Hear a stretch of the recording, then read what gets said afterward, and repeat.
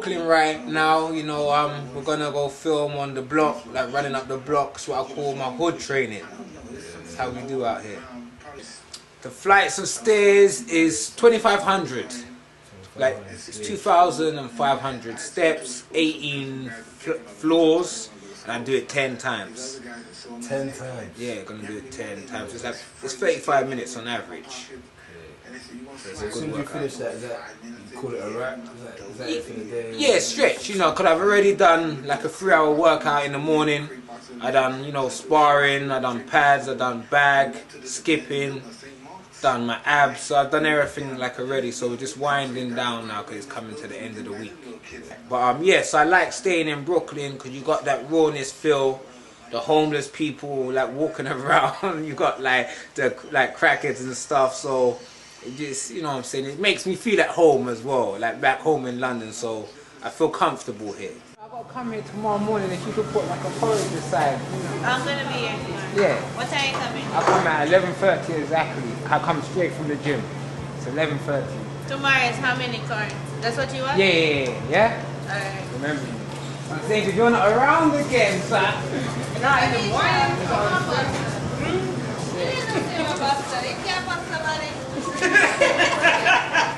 Don't get the size twisted.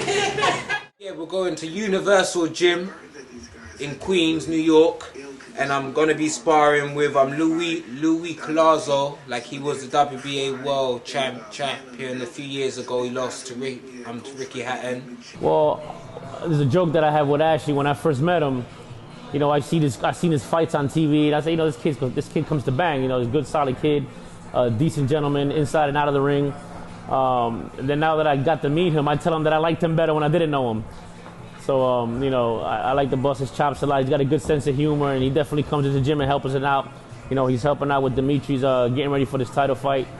And they're really good friends, and we became good friends at Universal with him, and he's one of the family now. And just because we became friends, like I said, like family, he doesn't take a light on Dimitri. He's coming in here letting his guns go. So he's not babysitting him. Like, he tells him, you know, I want you to win this fight. And every other day they're going 10, 12 rounds, banging it out. So, you know, inside and outside of the ring, like I said earlier, you know, he's a gentleman of the sport. So that's the next dude I got to spar with, and I'm just gonna do a little light workout there. Alright. Hi, my name is Darius Vincent. I'm fighting out of New York, 141-pound open class. My experience with Ash is a good dude, good person, you know, good personality, good person to speak to. I've seen him train. He trains hard. Really does. Really goes hard in here. I've seen him working out here on the bag, and he's just ripping through the bag. I've seen he has speed too, and that's one thing you get to see. You get to admire it when you see it.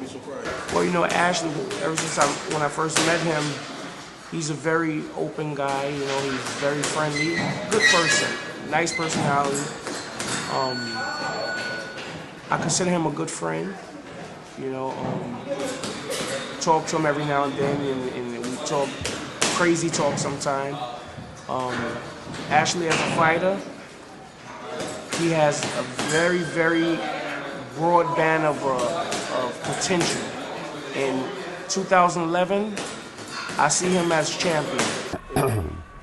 You know, I've seen a lot of fighters come and go through Gleason's gym. Many of them have become world champions. Many of them have become close to world champions.